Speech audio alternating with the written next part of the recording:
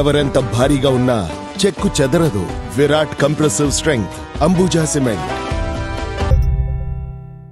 మానవతా స్వచ్ఛంద సేవా సంస్థ దర్శి శాఖ ఆధ్వర్యంలో దర్శి మండలం చలివేంద్ర గ్రామ సమీపంలోని కాశీనాయన వృద్ధాశ్రమంలో మెగా మెడికల్ క్యాంపు నిర్వహించారు. ప్రపంచ స్వచ్ఛంద సేవా దినోత్సవాన్ని పురస్కరించుకొని చేపట్టిన ఈ కార్యక్రమంలో సీజనల్ వ్యాధుల పట్ల అవగాహన కల్పించారు.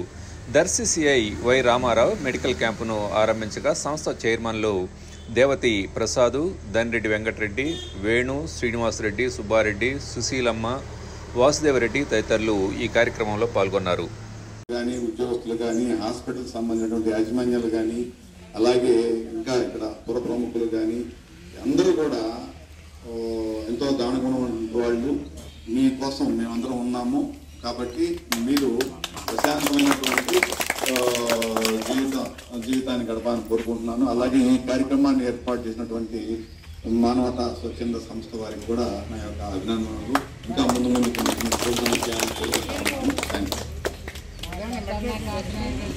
Thank you so much sir.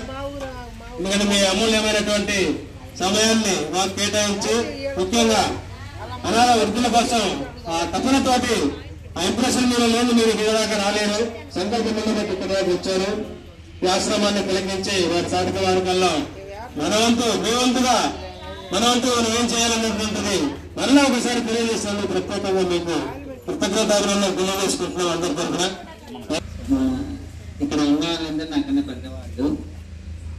ఇప్పుడున్న పరిస్థితుల్లో ఒకరి గురించి మరొకరు ఆలోచించే పరిస్థితి కూడా లేదు. అంటే మన గురించి మనమే చూసుకుంటున్నాం. ఇంట్లో వాళ్ళ గురించి కూడా పెద్దగా బంధాలు కూడా లేవు. ఇలాంటి వాతావరణంలో పెరుగుతున్నాం. అది ప్రస్తుతం ఉన్న సమాజ పరిస్థితి. దానికి ఇంకొకరు నాకెవరు లేరు అని ఫీల్ అవ్వాల్సిన అవసరం లేదు. నేనే ఉన్నాను. నాకు నలుగురు పిల్లలు నన్ను చూస్తాను గ్యారంటీ ఏం లేదు. ఈ వయసులోనే ఫిక్స్ అయిపోయాను. ఎగ్జాంపుల్ ఇప్పుడు ఉన్నది ఏంటంటే స్నేహం కన్నా మించింది ఇంకోటి లేదు. మంచి స్నేహితుడు, లేకపోతే మంచి భార్య, లేకపోతే మంచి భర్త. చివరి మిగిలేది వాళ్ళే. కరోనాలో చూసింటారు కదా అందరూ. మనకు మిగిలింది ఎవరు? మంచి పిల్లలు దొరికితే ఇంక అంతకన్నా అదృష్టం లేదు. సో నాకు అది లేదు, నాకు ఇది లేదు అని ఇబ్బంది పడడం కన్నా ఉన్నదాంతో ఉన్నవారిని జాగ్రత్తగా చూసుకుంటూ ముందుకెళ్ళడం ఇప్పుడు మనం చేయగల కర్తవ్యం. అందుకన్నా ఎవరు ఏం చేయలేదు ఉన్న పరిస్థితులు. ఇంకోటి ఏంటంటే మీ అదృష్టం ఏంటంటే ఈ మానవతా సంస్థ ఒకటి ఏర్పడి నేనున్నాను మీకోసం అని వస్తున్నారు. అది అసలు ఊహించలేనిది.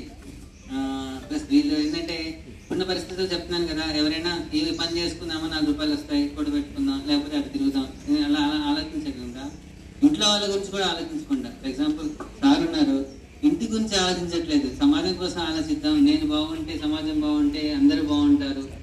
అంటే సార్తో పాటు సార్ ఇంట్లో వాళ్ళు సార్ సహకరిస్తున్న వల్ల ఇది జరిగింది.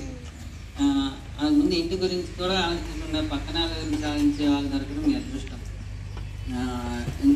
ఇప్పుడున్న పరిస్థితుల్లో ఏంటంటే ప్రతిదానికి వాళ్ళకి ఎన్నో ఎదురు దెబ్బలు తగులుతాయి.